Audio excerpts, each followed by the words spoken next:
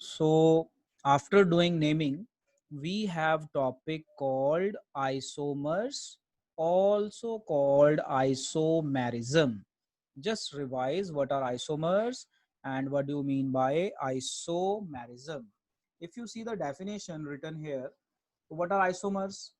Compounds having same chemical formula, या आप बोलो molecular formula, having same molecular formula but have different properties, physical and chemical properties. क्यों होंगी वो physical और chemical properties different? Because of different arrangement of atoms in a compound. तो हमने छोटी क्लासेस में पढ़ा हुआ है, जैसे C4H10 है, तो इफ यू सी ब्यूटेन और ये वाला भी अगर आप देखो तो they have 4 carbon 4 carbon, hydrogen check करोगे सेम ही आएगा, बट अगर हम इसकी अरेंजमेंट देखें तो अरेंजमेंट कुछ अलग है और इनकी प्रॉपर्टीज भी अलग हो जाएंगी। तो इस कंसेप्ट को हम कहते हैं आइसोमर्स एंड फिनोमिना को, and the phenomenon is called isomerism. तो इसी तरह की चीज हमने कॉम्प्लेक्स कंपाउंड्स में पढ़नी है, तो इस चीज को आप ध्यान रखना। इसको मैं, आप चाहें तो नोट कर सकते हैं साथ के साथ, बट इसे समझते भी जाएं साथ में।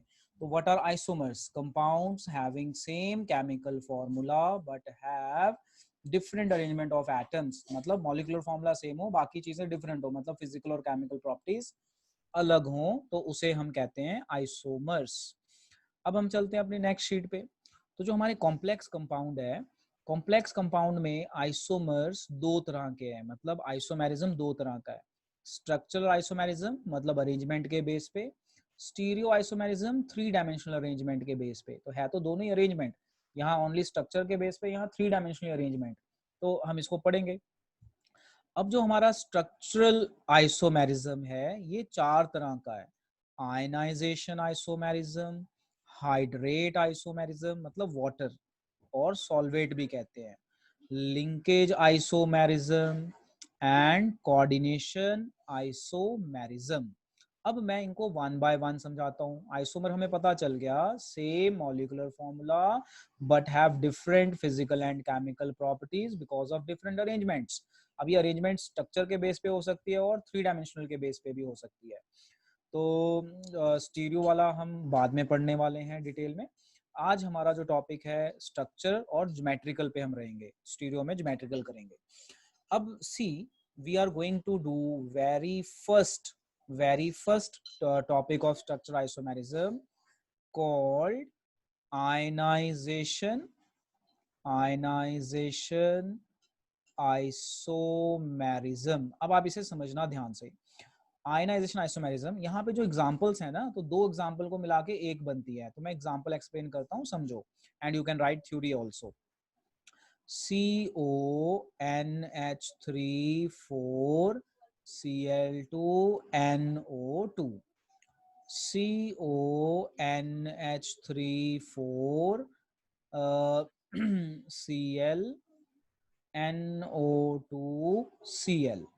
अगर आप ये 2 कंपाउंड मिला के ना, एक एग्जांपल है, कंपाउंड ए कंपाउंड बी मिला के आपकी एक एग्जांपल बनेगी। अगर हम इस एग्जांपल को कंपेयर करें तो इसका मॉलिक्यूलर फॉर्मूला मतलब बेसिक फॉर्मूला सेम है, CO1 NH3 4 4 Cl 2 बार Cl 2 बार NO2 1 टाइम।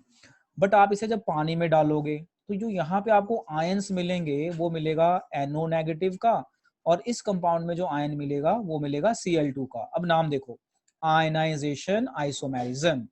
तो these are the compounds which have same molecular formula, मतलब same chemical formula। compounds having same chemical formula near amount same है। compounds having same chemical formula but give different ions in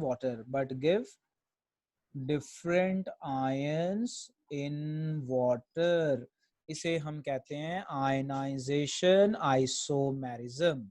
तो I hope आपको समझ में आ गया होगा। यहाँ पे बेटा चैलेंज क्या है? यहाँ पे चैलेंज है कि इन एग्जाम्पल्स को याद रखना, क्योंकि 2 एग्जाम्पल मिला के एक बनती है। आप एक एग्जाम्पल याद रख लेंगे तो 2 अपने आप हो जाएंगी, जैसे 2 अपने आप हो गई ना, आगे पीछे कर दिया। तो आंचल, व्हाट इज आयनाइजेशन आइसोमेरिज्म? बोलिए जरा फटाफट। Compounds having same chemical molecular, formula, but they yes, give but different give ions in different water. ions, called ionisation isomerism. Very nice. अब मैं इसी के साथ में आपको टॉपिक कराऊंगा। टॉपिक का नाम है हाइड्रेट आइसोमेरिज्म। हाइड्रेट बोलिए या सॉल्वेट बोलिए, एक ही बात है। तो इसमें होता क्या है हाइड्रेट आइसोमेरिज्म में? हाइड्रेट आइसोमेरिज्म में वाटर का फर्क होगा। देखो मैं इसका एग्जांपल लिखता हूँ, आप समझना। दो एग्जांपल को मिला के एक एग्जांपल बनती है। ए पार्ट यहीं से लिख रहा हूँ जो वहां पे दिया हुआ है, CrH2O6, सॉरी ब्रैकेट मैंने गलत डाल दी, ब्रैकेट में इरेज कर देता हूँ। H2O6, then we have bracket Cl3, then example number B, CrH2O5, Cl, bracket के बाहर Cl डॉट H2O।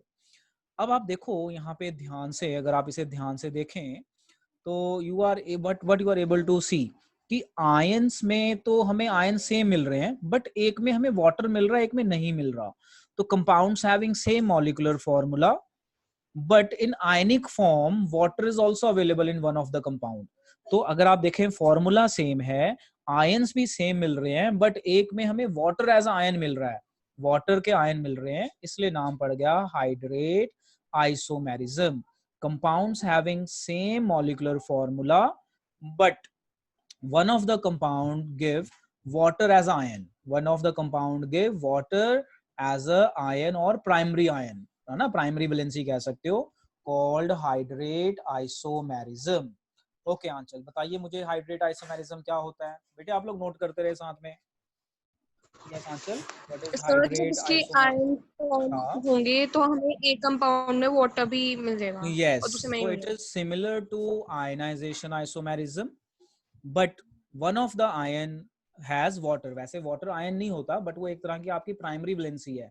तो आपकी जो प्राइमरी वैलेंसी में एक water as a primary valency add हो जाती है, जिसे मैंने नाम दिया वाटर एज अ आयन। अभी थोड़ी देर बाद हम इसको वहां से पढ़ेंगे भी and we would be able to understand more clearly. अब हमारा जो नेक्स्ट टॉपिक आता है, नेक्स्ट का नाम है हमारा linkage isomerism. So now I will make you understand about linkage. अब आपको याद है लिंकेज जिसमें हमने एम्बिडेंट बॉन्ड पढ़े थे? एम्बिडेंट जो है वो लिंकेज में आते हैं। जरा एग्जांपल चेक करो। अगर आप एग्जांपल चेक करोगे इसका लिंकेज का, तो what you are able to see, देखो बड़े आराम से आप जज कर पाओगे। अगर आप एग्जांपल देखो तो एक में NO2 लिखा है और एक में क्या लिखा है, एक में लिखा है ONO। सो बस यहीं से हमारा आंसर आ जाएगा, हमें लिंकेज यहीं से समझ में आ जाएगा। सो सी, अब मैं जो आपको समझाने जा रहा हूँ टॉपिक, इस आइसोमर का नाम है हमारा लिंकेज आइसोमेरिज्म। अब मैं इसकी एग्जांपल समझाता हूँ, समझिए। जैसा मैंने आपको बताया, दो एग्जांपल को मिला के एक बनता है। तो CONH3 5NO2 एंड ब्रैकेट के बाहर Cl2। इसका मैंने बी पार्ट लिखा, CONH3 5ONOCl2। देखो अगर ये NO2 है, इसका मतलब ए केस में मेटल के साथ N ने बॉन्ड बनाया, बी केस में ONO लिखा है, इसका मतलब O ने बॉन्ड बनाया। और ये लिगेंड कौन से हैं, याद आ गया होगा, एम्बिडेंट लिगेंड्स। तो बस यही है इसका आंसर कि what do you mean by linkage isomers? These are the compounds which have same molecular formula but linkage differ due to the presence of ambident ligands। so definition भी आप लिख सकते हैं साथ के साथ, compounds having same molecular formula but due to the presence of ambident ligands the different atoms make bond with metal atom। बस very simple। आंचल बताइए इसका भी answer, what do you mean by linkage isomerism? बाकी बच्चे note कर लें। हाँ बेटा बोलिए। So the compounds having same molecular formula but due to the presence of ambident ligands they form different हाँ molecules form bond हाँ, different with molecules। Central metal ion. ठीक है जी। सो यस वेरी गुड, आपको ये भी समझ में आ गया। तो आप इसे मेरे साथ साथ बेटा नोट करते रहे। टाइम मैं कम दूंगा आपको नोट करने का, क्योंकि 40 मिनट्स की मीटिंग होती है, फिर उसके बाद नेक्स्ट मीटिंग करनी पड़ती है हमें। तो नेक्स्ट मीटिंग में I have plan of doing IUPAC naming again. Now we are going to do the its last part of structural isomerism. That last part is called coordination isomerism, और इसे आप mark कर लीजिए, very important. और ये वाला concept जल्दी से बच्चों को समझ में नहीं आता, so try to understand. Topic का नाम है हमारा coordination isomerism. So very important, just try to understand. अब मैं इसके एग्जाम्पल लिखता हूँ, समझो. एग्जाम्पल, दो एग्जाम्पल को मिला के एक बनता है. देखना जरा ध्यान से देखना. CONH3 6 bracket close, CrCN6 bracket close. B example, दो एग्जाम्पल को मिला के एक बन रहा है, मतलब ए एग्जाम्पल 1, ये दूसरी लिख रहा हूँ. CrNH3 6 फिर COCN6. अब जो चीजें मैं बोल रहा हूँ उस पर आप ध्यान दो. देखो आपको मैंने बताया हुआ है, जो पहला होता है ना वो पॉजिटिव होता है, तो दूसरी ब्रैकेट नेगेटिव हो गई. पहली ब्रैकेट पॉजिटिव है तो दूसरी ब्रैकेट नेगेटिव है. अब आप इसकी पॉजिटिव पॉजिटिव कंपेयर करो, पॉजिटिव नेगेटिव कंपेयर करो, नेगेटिव नेगेटिव कंपेयर करो, तो आपको क्या समझ में आ रहा है? तो मैं अगर आपको ऐसे बोलूं कि इसका पॉजिटिव और इसका नेगेटिव कंपेयर करो, तो आप क्या कंपेयर करोगे कि ये मेटल है कोबाल्ट, यहाँ पे भी मेटल कोबाल्ट है, ये कटायन है, ये अनायन है. तो हम ये देख रहे हैं कि अगर इसका पॉजिटिव इसका नेगेटिव कंपेयर करें तो मेटल तो सेम है बट लिगेंड अलग हो जाते हैं. तो ये डेफिनेशन है बस. इसी तरह से यहाँ पे देखो, इसका नेगेटिव इसका पॉजिटिव, तो क्रोमियम क्रोमियम है बट लिगेंड्स अलग हो गए. तो यही डेफिनेशन बनानी है हमने. तो coordination isomers are the isomers in which positive and negative complexes have different ligands. ध्यान से सुनना मैंने क्या बोला, क्योंकि डेफिनेशन बड़ी कंफ्यूजिंग है. Coordination isomers are the isomers having same molecular formula but their positive and negative complexes of same metal have interchange of ligands, मतलब different ligands. तो ये जब मैं डेफिनेशन पढ़ाऊंगा तो स्टूडेंट्स गेट कंफ्यूज. तो लो जी, अब मैं इसको आपको रीडिंग करवाता हूँ नोट से. Let us try to read. तो पहले आइसोमेरिज्म आ गया, दिस वी हैव लर्न. ये वाली इमेज मैंने वहां रखी हुई है. लो जी, आयनाइजेशन आइसोमेरिज्म. अब यहाँ पे प्रॉब्लम ये है कि जो मैंने यहाँ डेफिनेशन लिखी है ना, ये बुकिश लिखी है, और जो मैं आपको लिखवा रहा हूँ वो बहुत ईजी तरीके से लिखवा रहा हूँ. तो आप अपनी बुक भी खोल लेना, जो भी आपके पास बुक है मॉडर्न प्रदीप वाली, वहां से भी आप लिख लेना. देखो, आयनाइजेशन आइसोमेरिज्म मैं इसको नहीं पढ़ाऊंगा, मैंने ऑलरेडी लिखा दिया है, सिंपल वे में लिखा है, यहाँ मुश्किल है. क्या लिखवाया मैंने? The complexes which have same molecular formula या chemical formula but give different counter ion. Counter ion बोल दीजिए या ions in solution form. फिर आता है hydrate isomerism, ये मैं पढ़ूंगा. It is similar to ionization isomerism. Solvate isomers differ by whether or not a solvent molecule is directly bonded to metal ion or merely present as a free solvent molecule in a crystal. इसको मैंने किस form में लिखवाया था? It is a compounds which have same molecular formula and their secondary या counter ion और primary valency बोल सकते हो, may contain water. तो इस चीज को उन्होंने देखो कैसे लिखा है. Solvent isomers differ by whether or not a solvent molecule is directly bonded to metal ion or merely present as a free solvent, मतलब प्राइमरी. ये थोड़ा ना बुकिश लिखा है तो ये डिफिकल्ट हो गया. इसका इजी वर्जन मैंने पीछे आपको बता दिया है. लिंकेज वाले का तो सिंपल ही है, compounds having same molecular formula but having because of ligands they show different ligand with metal ion, different atoms show bonding with metal ion called linkage isomerism.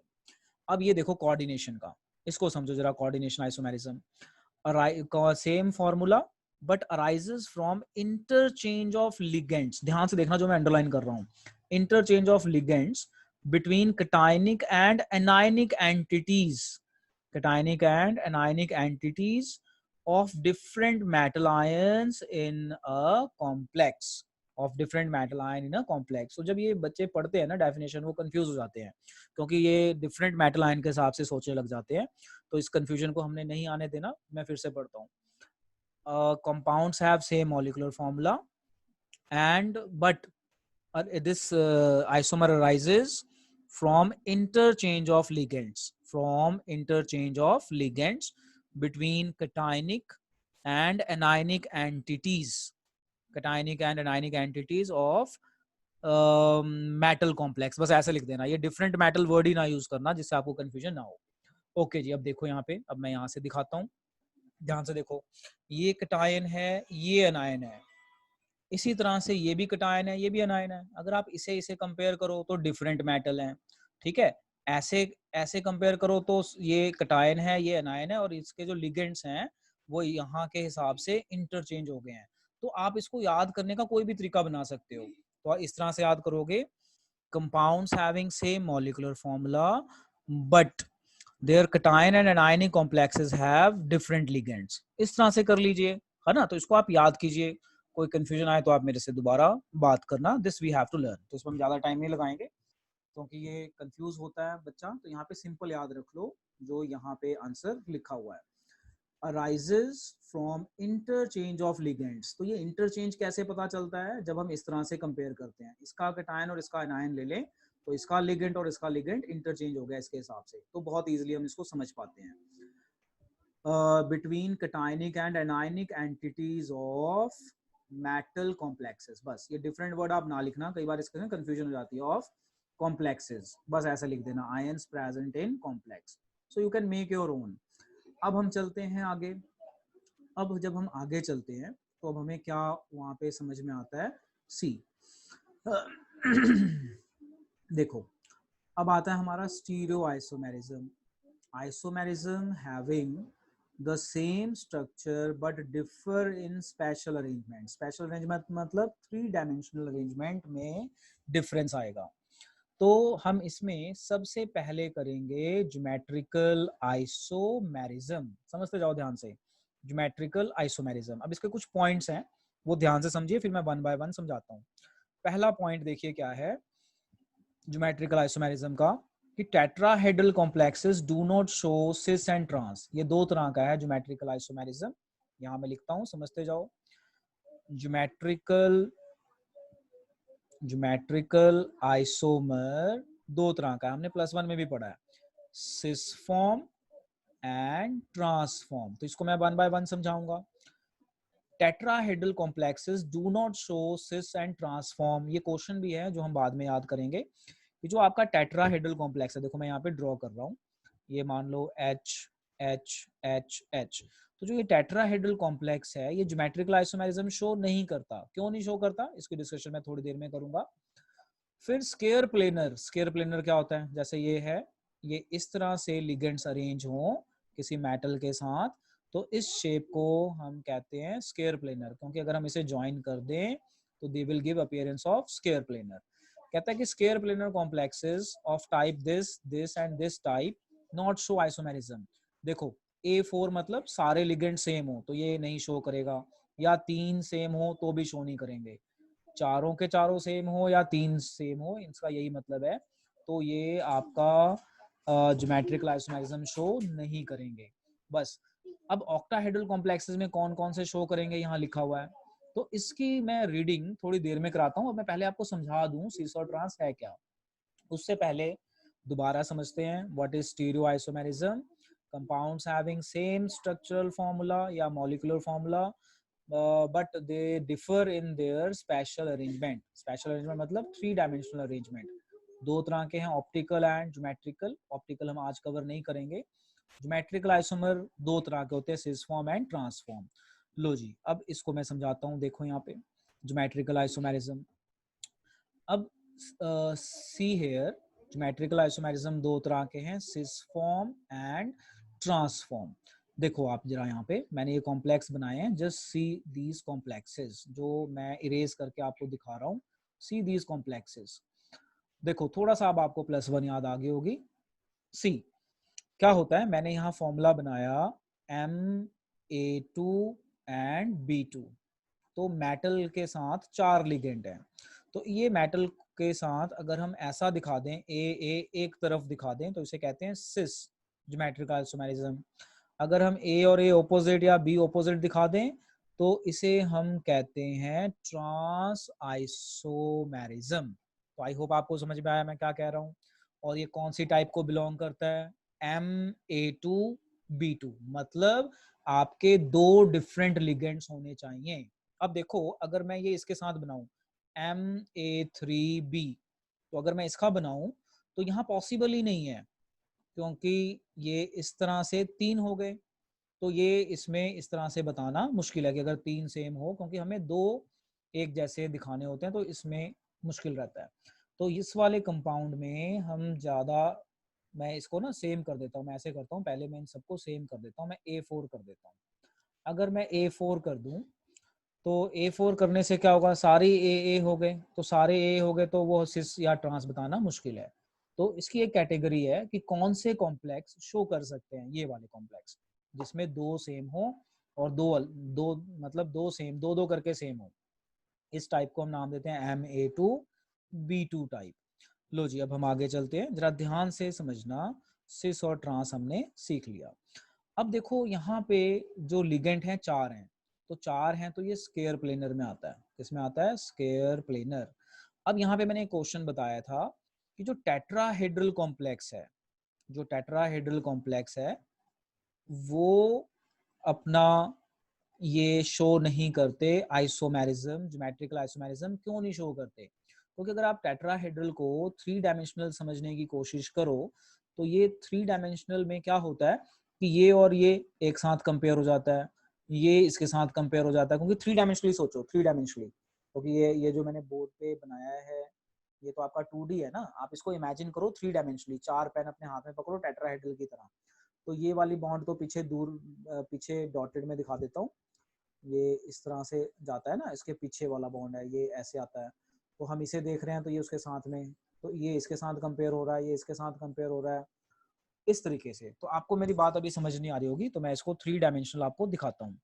देखो ये है टेट्राहेड्रल और ये है स्केयर प्लेनर। तो square planar में 2 atoms एक तरफ दिखाए जा सकते हैं, टेट्राहेड्रल में दिखाने मुश्किल हैं, क्योंकि ये और ये एक साथ लग रहा है देखने में, ये भी एक साथ लग रहा है, ये भी एक साथ लग रहा है, ये इसके साथ एक साथ लग रहा है। तो ये रहा क्वेश्चन और आंसर। देखो, why geometrical isomerism is not possible in tetrahedral complex, तो इसका आंसर ये है, it is not possible because the relative position of ligands attached to central metal atom is same with respect to each other, is same। जैसे यहाँ पे ये 2 अलग हैं, ये 2 अलग हो गए तो A या B कंपेयर हो जाएगा, बट यहाँ पे क्या है देखो, रिलेटिव पोजीशन ऑफ लिगेंड्स, ये भी लिगेंड है, ये भी, ये भी, ये भी, तो इस पोजीशन को अगर मैं इसके साथ कंपेयर करूं तो ये मुझे इसके साथ लग रहा है सेम, इसको इसके साथ करूं तो सेम, इसको इसके साथ करूं तो सेम, यही लिखा हुआ है। Because the relative positions of unidentate ligands attached to central metal atom are same। learn it, learn fast। मैं एक काम करता हूँ, मैं वीडियो ऑन करता हूँ और मेरे पास मॉलिक्यूल है, यार मेरे बच्चों ने मेरा मॉलिक्यूल उठा लिया, वो कहाँ गया? तो यहाँ से ये रहा। लो बेटा, मैं वीडियो में दिखा रहा हूँ कैसे होता है, सो जस्ट सी। ये देखो, ये आपको दिख रहा है मेरे हाथ में टेट्राहेड्रल मॉलिक्यूल, दिख रहा है? Yes, sir. अब देखो इसको कंपेयर करो, अगर मैं इसको ना 3 डायमेंशनल इसलिए दिखा रहा हूँ कि आप और इजीली समझ पाए। देखो, अब अगर मैं इस लिगेंड को इसके साथ कंपेयर करूँ, जहां जहां मैंने उंगलियां रखी हैं, तो ये सेम लग रहा है इसके साथ, इसके साथ कंपेयर करूँ तो इसके साथ भी सेम लग रहा है, और इसके साथ भी सेम लग रहा है, सेम। यानी हर लिगेंड का दूसरे के कंपैरिजन में एक जैसा ही लग रहा है। बट सिस और ट्रांस में क्या था, वहां पे 2 ऐसे हैं, 2 ऐसे हैं, मतलब दिखाने के ऐसे दिखा सकते हैं, 2 ऐसे हैं। तो यहाँ पे सिस और ट्रांस बताना आसान है, क्योंकि ये इसका कंपैरिजन इसके साथ नहीं हो सकता। बट यहाँ पे क्या होता है, अगर मैं ये वाला लिगेंड सेलेक्ट करूँ किसी और के साथ दिखाने के लिए, तो ये वाला लिगेंड इसके साथ भी मुझे सेम नजर आ रहा है, इसके साथ भी सेम नजर आ रहा है, इधर भी सेम नजर आ रहा है, तो इसे कहते हैं कि रिलेटिव पोजीशन सेम है। तो आई होप आपको समझ में आ गया होगा। मैं वीडियो बंद करता हूँ तो you would be able to understand it clearly. Okay, अब हमारे टाइम आउट का भी मैसेज आ गया है, तो फटाफट हम एक क्वेश्चन और करें फिर आगे चलते हैं। ओके जी, अब देखिए आपको ये चीजें समझ में आ गई हैं, मैं फिर से पढ़ रहा हूँ। Because the relative positions of unidentate ligands attached to central metal atom are same. अब समझ में आ गया होगा जब मैंने आपको 3 डायमेंशनल स्ट्रक्चर दिखाई है। लो, अब हम आगे चलते हैं।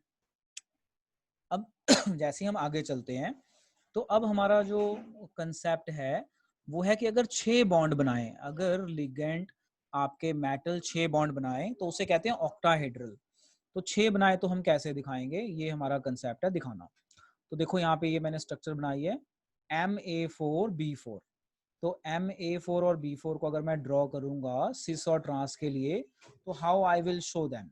तो जब 6 बॉन्ड बनाए ना लिगेंड्स, तो उस कॉम्प्लेक्स को हम बोलेंगे ऑक्टाहेड्रल कॉम्प्लेक्स।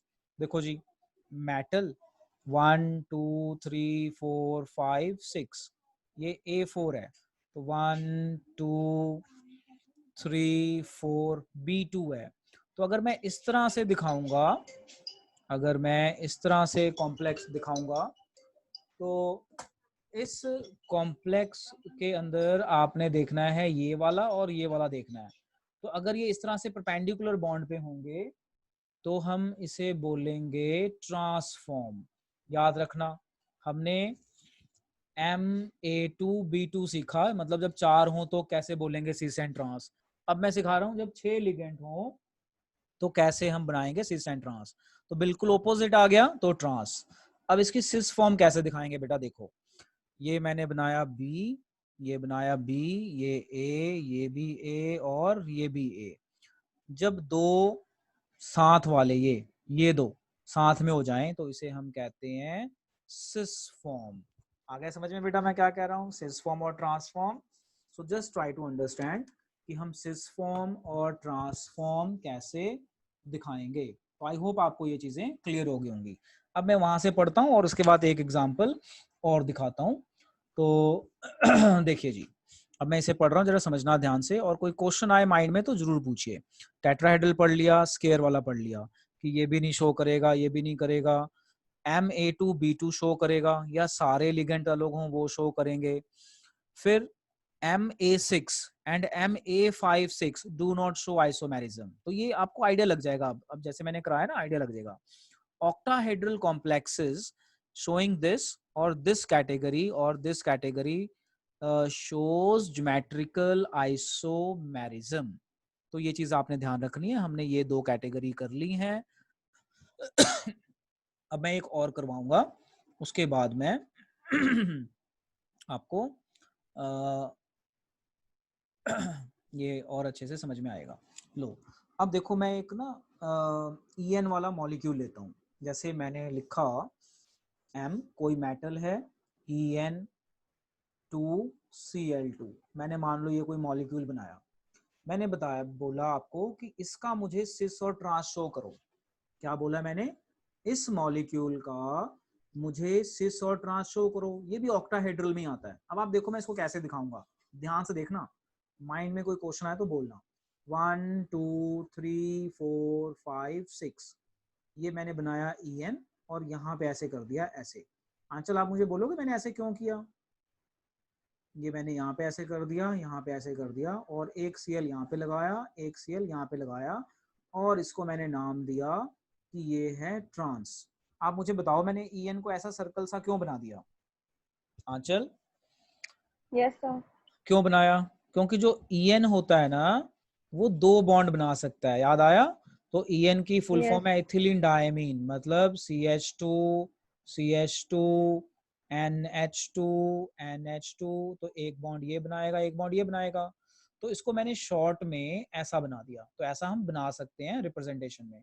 और इस रिप्रेजेंटेशन को कौन सी रिप्रेजेंटेशन बोलते हैं बेटा, जल्दी जल्दी बोलो, टाइम आउट का मैसेज आ रहा है। कौन सी रिप्रेजेंटेशन बोलते हैं, ट्रांस। Trans. ट्रांस यहाँ पे लिख रखा है मैंने, जस्ट कीप इन माइंड। अब मैं सिखा रहा हूँ, अच्छा मैं ये सिखा रहा हूँ कि ट्रांस कब बोलना है, सिस कब बोलना है, तो आपने ये ध्यान में रखना है। लो अब देखो मैं इसका सिस कैसे बनाऊंगा। मेटल बनाया, 1 2 3 4 5 6। अब मैंने एक क्लोरीन यहाँ बना दिया, एक क्लोरीन यहाँ बना दिया, और EN को शिफ्ट कर दिया ऐसे। ध्यान से देखो मैं कैसे बना रहा हूँ, आपने भी फिर ऐसे ही बनाना है, ये ऐसे। अब ये दो एक तरफ हो गए ना, तो इसे हम बोलेंगे सिस फॉर्म। इसे हम क्या बोलेंगे, ज्योमेट्रिकल आइसोमेरिज्म सिस फॉर्म। और ये हो गया आपका ट्रांसफॉर्म। इसे बेटा नोट कर लीजिए, और नोट करके इसे अपने ब्रेन में डालिए और याद कीजिए। हाँ मैं इसको दोबारा बता रहा हूँ, समझ लीजिए। अगर कहीं आपको बाइडेंटेट लिगेंड दे दें तो फिर और सिस और ट्रांस कैसे दिखाना है, जस्ट कीप इन माइंड। आपने 6 बॉन्ड बना लेने हैं पहले, मैं दोबारा ड्रॉ करके दिखा देता हूँ इसे इरेज करके, कि आपको शॉर्टकट ये ध्यान में रहे। देखो जी, क्या है हमारा शॉर्टकट। मान लो आपके पेपर में आ गया भाई सिस बनाओ, तो आपने ना हमेशा 6 बॉन्ड तो बना लेने हैं। उसमें से एक जगह Cl डाला, एक जगह Cl डाला, और जो डबल बॉन्ड वाले हैं उसको ऐसे सर्कल बना दिया, रिंग जैसा बना दिया। यही तो है किलेट फॉर्मेशन करते हैं, बस इसे बोलेंगे सिस। लो मैंने दोबारा बना के दिखा दिया। ट्रांस बनाना हो तो कैसे बनाने हैं, आपने 6 बॉन्ड बना देने हैं, Cl दिखा देना है, Cl दिखा देना है। अब जिन पोजीशंस पे नहीं दिखाया उनको रिंग जैसा बना दो ऐसे। तो थोड़ी सी प्रैक्टिस करनी पड़ेगी और आप बड़े आराम से कर पाएंगे। जैसा आप देख पा रहे हैं मैंने आपको इजी तरीके से समझा दिया। लो बेटा, एनी डाउट बोलिए, एनी डाउट एनीबडी।